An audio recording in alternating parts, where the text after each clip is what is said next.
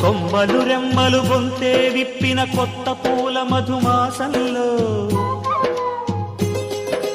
తుంబెద జన్మకు నూరేళ్ళెందుకు రోజే చాలులే చింతపడే చిలిపి చిలక చిత్రములే